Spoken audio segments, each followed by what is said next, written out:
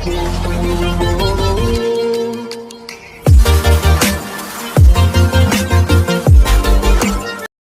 Friends, ಎಲ್ಲರಿಗೂ ನಮಸ್ಕಾರ. ಯುಗಾದಿ ಹಬ್ಬದ ಹಾರ್ದಿಕ ಶುಭಾಶಯಗಳು.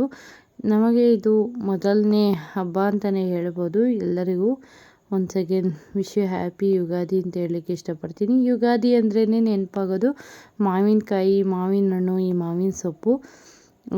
ನಾನಂತೂ ಆಲ್ರೆಡಿ ಮಾವಿನಕಾಯಿ ಟೇಸ್ಟ್ ನೋಡಾಯಿತು ಈ ವರ್ಷದ್ದು. ನೀವು ಕೂಡ ತಿಂದಿದ್ದೀರಾ ಅಂತ ಅಂದ್ಕೊತೀನಿ. ಇನ್ನು ಮತ್ತೆ ಹೊಂಗೆ ಮರಗಳೆಲ್ಲ ಎಷ್ಟು ಹಚ್ಚ ಹಸಿರಾಗಿ ಕಾಣಿಸ್ತಾ ಇದೆ.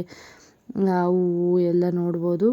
ಇವಾಗ ಏನು ಹೇಳ್ತಾರೆ, ಹೊಡೆದು ಮೂಡೋಕಾಲ ಅಂತ ಹೇಳೋವಂಥದ್ದು. ಇನ್ನು ಊರಿಂದ ಸ್ವಲ್ಪ ಹೂವು ಎಲ್ಲ ತೊಗೊಂಡು ಬಂದಿದ್ವಿ ಅಲ್ವಾ, ಕಟ್ತಾ ಇದ್ದೆ. ಸೊ ನೋಡಿ ಎಷ್ಟು ಫ್ರೆಶ್ ಆಗಿದೆ ಅಂತ.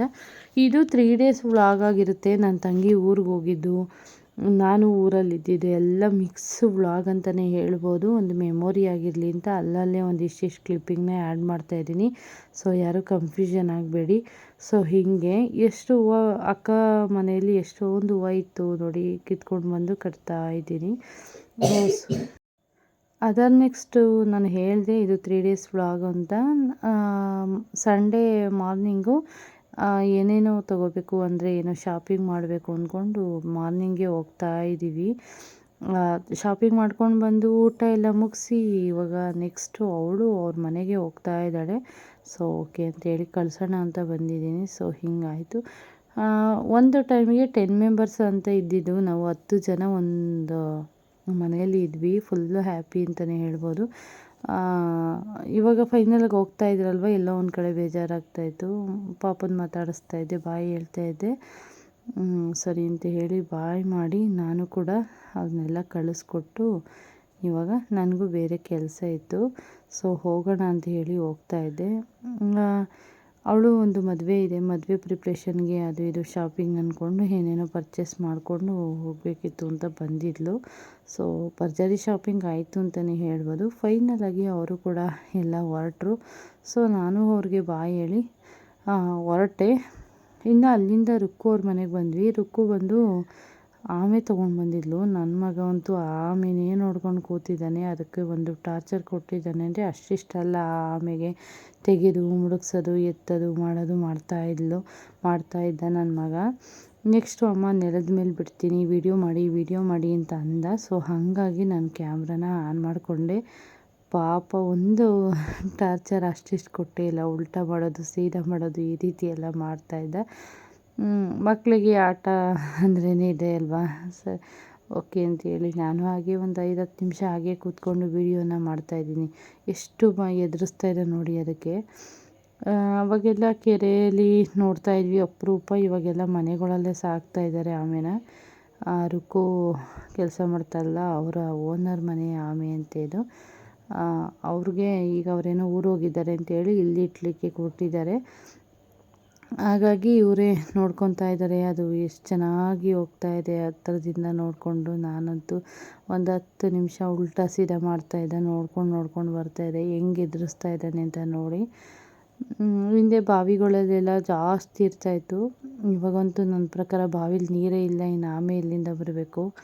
ಸೊ ಹೀಗೆ ಅಲ್ವಾ. ನೀವು ನೋಡಿದ್ದೀರಾ ಅಂತ ನೋಡಿದರೆ ನನಗೆ ಕಮೆಂಟ್ ಬಾಕ್ಸಲ್ಲಿ ತಿಳಿಸಿ. ಅದಕ್ಕಂತೂ ಭಯಂಕರ ಎದುರಿಸ್ತಾ ಇದ್ದ ಅಂತಲೇ ಹೇಳ್ಬೋದು. ಇವನು ಟಾರ್ಚರ್ಗೆ ಎಲ್ಲರೂ ಬಿಟ್ಟರೆ ಸಾಕಪ್ಪ ಅನ್ನೋ ಥರ ಎದುರಿಸ್ತಾ ಇದ್ದ. ಸೊ ಹಿಂಗಾಯಿತು ಫ್ರೆಂಡ್ಸ್.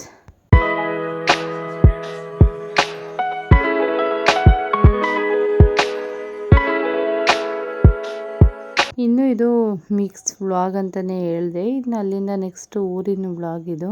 ನಮ್ಮ ಚಿಕ್ಕಪ್ಪ ಇದು ಮುದ್ದೆ ತಿರುಗಲಿಕ್ಕೆ ಅಂತ ಮುದ್ದೆ ಕೋಲು ಅಂತ ಹೇಳ್ತೀವಿ, ಅದನ್ನು ಅಕ್ಕಂಗೊಂದು ನನಗೊಂದು ಅಂದ್ಕೊಂಡು ತೊಗೊಂಡು ಬಂದಿದ್ರು. ಅವಾಗ ತಾನೇ ಎಂಟ್ರಿ ಕೊಟ್ಟಿದ್ರು ಚಿಕ್ಕಪ್ಪ. ಏನು ಚಿಕ್ಕಪ್ಪ ಇದು ಅಂದರೆ ಒಡೆಯಕ್ಕೆ ತಂದಿದ್ದೀನಿ ಅಂತ ಹೇಳಿ ರೇಗಿಸ್ತಾಯಿದ್ರು. ಹಾಗೆ ಆ ಒಂದು ಕ್ಲಿಪ್ಪಿಂಗ್ನ ತಗೊಂಡೆ. ನಮ್ಮ ಚಿಕ್ಕಪ್ಪ ಯಾವಾಗಲೂ ಹಂಗೇ ಫುಲ್ ಕಾಮಿಡಿ ಮ್ಯಾನ್ ಅಂತಲೇ ಹೇಳ್ಬೋದು. ಸೊ 2 ಮುದ್ದೆ ಮಾಡಲಿಕ್ಕೆ ಅಂದ್ಬಿಟ್ಟು ಕೋಲು ತೊಗೊಂಡು ಬಂದರು. ಅದಾದ ನೆಕ್ಸ್ಟು ಸಾಯಂಕಾಲ ಎಳ್ಳಿಕಾಯಿ ಲಾಸ್ಟ್ ಟೈಮ್ ತೋರಿಸಿದ್ದೆ ಅಲ್ವಾ, ಅದಕ್ಕೆ ಚೊಂಜಿಗೆ ಅಂತ ಹೇಳ್ತೀವಿ ನಾವು, ಅದು ಜಾಸ್ತಿ ಆಗಿಬಿಟ್ಟಿತ್ತು ಅಂತೇಳಿ.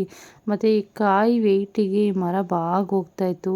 ಸೊ ನಮ್ಮ ಅಕ್ಕಂಗಂತೂ ಫುಲ್ಲು ಕಚ್ತಾಯಿತ್ತು ಅಂತ ಹೇಳಿ ಅವಳು ಅಯ್ಯೋ ಎಲ್ಲೆಲ್ಲೂ ಹೆಂಗೆ ಹತ್ಕೊಂಬಿಟ್ಟೈತೆ ಕಚ್ತಾ ಇದೆ ಕಣೆ ಅಂತ ಹೇಳ್ತಾಯಿದ್ಲು. ಒಂದಷ್ಟು ಎಳ್ಳಿಕಾಯಿ ಕೂಡ ಕಿತ್ತು ಮತ್ತು ಆ ಎಳ್ಳಿಕಾಯಿ ವೇಯ್ಟಿಗೆ ಮರನೇ ಮುರಿದೋಗೋ ಥರ ಆಗ್ತಾಯಿತ್ತು. ಅದಕ್ಕೆ ಸಪೋರ್ಟಾಗಿ ಏನಾದರೂ ಕೊಡಬೇಕು ಅಂಥೇಳಿ ಪ್ಲ್ಯಾನ್ ಮಾಡ್ತಾಯಿದ್ರು. ಹಾಗೆ ಆ ಚುಂಚ್ಗಿಗೆ ಔಷಧಿ ತರಿಸ್ಬೇಕು ಅಂತೇಳಿ ಹೇಳ್ತಾಯಿದ್ದೆ. ಇನ್ನೊಂದು ಚಿಕ್ಕಪ್ಪ ಆಂಟಿ ಬರ್ತಾರೆ ಅಲ್ವಾ, ಅವ್ರ ಜೊತೆ ತರಿಸೋಣ ಅಂತೇಳಿ ಮಾತಾಡ್ಕೊತಾಯಿದ್ರು. ಸೊ ಹಿಂಗಾಯಿತು. ನಾನು ಒಂದು ಬಕೆಟ್ ಬಟ್ಟೆ ನೆನೆಸಿದ್ಲಕ್ಕ, ವಾಶ್ ಮಾಡಿಬಿಟ್ಟು ಹಂಗೆ ಬಂದು ವೀಡಿಯೋ ಹಿಡ್ಕೊಂಡು ನಿಂತಿದ್ದೀನಿ. ಅದಾದ ನೆಕ್ಸ್ಟು ಊಟ ಎಲ್ಲ ಆಯಿತು. ಏನು ನಮ್ಮ ಚಿಕ್ಕಪ್ಪ ಚೌಕಾಬಾರ ಆಡೋಣ ಬನ್ನಿ ಅಂತ ಅಂದರು. ನಮ್ಮ ಚಿಕ್ಕಪ್ಪ ಸರಿ ಆಯಿತು, ಎಷ್ಟೊಂದು ದಿನ ಆದಮೇಲೆ ಸಿಕ್ಕಿದ್ದೀವಲ್ವ, ಆಟ ಆಡೋಣ ಅಂತೇಳಿ ಆಡಿದ್ವಿ. ಒಂದು ಆಟನೇ 4 ಜನ ಕೂತ್ಕೊಂಡು 1 ಅವರ್ ಆಡಿದ್ದೀವಿ. ಸೊ ರೀಲ್ಸ್ ಕೂಡ ಹಾಕಿದೆ, ನೋಡಿರ್ತೀರ ಅಂತ ಅಂದ್ಕೊತೀನಿ. ಅದಾದಮೇಲೆ ನಾನು ವ್ಲಾಗ್ನ ಕಂಟಿನ್ಯೂ ಮಾಡೋಕ್ಕಾಗಿಲ್ಲ. ಮಾರ್ನಿಂಗ್ ಚಿಕ್ಕಪ್ಪ ಆಂಟಿ ಹೊರಟ್ರು ಇವರು.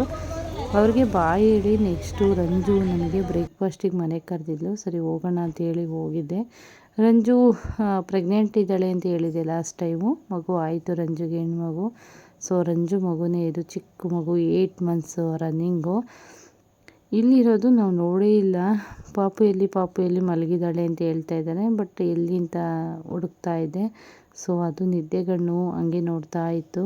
ಇನ್ನು ಇವರು ಬಂದು ರಂಜು ಅವ್ರ ಅಮ್ಮ.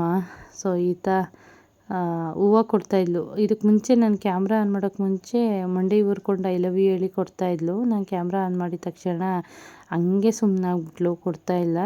ಸರಿ ನೀನು ಬ್ಯಾಡ್ಗಲ್ಲಿ ಬಿಡು ಅಂತ ಹೇಳ್ತಾಯಿದ್ದೆ. ಸೊ ಹೀಗೆಲ್ಲ ಆಯಿತು. ಊಟ ಎಲ್ಲ ಮಾಡಿಕೊಂಡು ಅಲ್ಲಿಂದ ಬೆಂಗಳೂರು ಕಡೆ ಬಂದ್ವಿ. ಮತ್ತು ಒಂದಷ್ಟು ಹಣ್ಣುಗಳು ತೊಗೊಬೇಕಿತ್ತು. ಸರಿ ಅಂತ ಹೇಳಿ ಈಗ ನಾನು ಫ್ರೂಟ್ ಶಾಪಿಗೆ ಬಂದೆ. ಸೊ ಇವಾಗಂತೂ ಫ್ರೂಟ್ಸು ಸಿಕ್ಕಾಪಟ್ಟೆ ರೇಟ್ ಇದೆ. ಮಾಡಿಕೊಂಡು ಯಾವ್ದು ಬೇಕು ಅಂತ ಹೇಳಿ ತೊಗೊತಾ ಇದ್ದೀನಿ. ಸೊ ಹಿಂಗಾಯಿತು ಫ್ರೆಂಡ್ಸ್. ಕಮ್ಮಿ ಇರುವಾಗ ಹಣ್ಗಳ್ನ ಯಾವ ರೇಟ್ ಕಮ್ಮಿ ಇರುತ್ತೆ ಆವಾಗ ತಿಂದುಬಿಡ್ಬೇಕು. ಮತ್ತು ಜಾಸ್ತಿ ಇರುವಾಗ್ಲೂ ಹಂಗಂತ ತಿನ್ನಬಾರ್ದು ಅಂತಲ್ಲ, ಯಾವ ಹಣ್ಣು ಆ ಸೀಸನಿಗೆ ತಕ್ಕಾಗೆ ಯಾವ ಹಣ್ಣು ರೇಟ್ ಕಮ್ಮಿ ಇರುತ್ತೆ ಅದನ್ನು ತಿನ್ನಬೇಕು. ಮತ್ತು ಸೀಸನ್ ಜಾಸ್ತಿ ಆದಮೇಲೆ ನಾವು ಹುಡ್ಕಕ್ಕೆ ಹೋಗ್ಬಾರ್ದು. ಇದು ನನ್ನ ಅನಿಸಿಕೆ ಅಂತಲೇ ಹೇಳ್ಬೋದು. ಸೊ ಎಲ್ರಿಗೂ once again wish you happy Ugadi.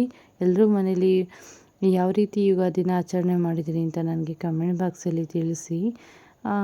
Okay friends, ಇವತ್ತಿನ ವ್ಲಾಗ್ ಇದಾಗಿತ್ತು. ನಾನು ಒಂದು ಸ್ವಲ್ಪ ಆರೆಂಜು, ಬಾಳೆಹಣ್ಣು ಎಲ್ಲ ತೊಗೊಂಡೆ.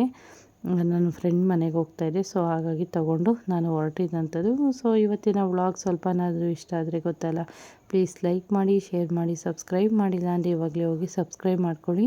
ಹೀಗೆ ಸಪೋರ್ಟ್ ಮಾಡಿ.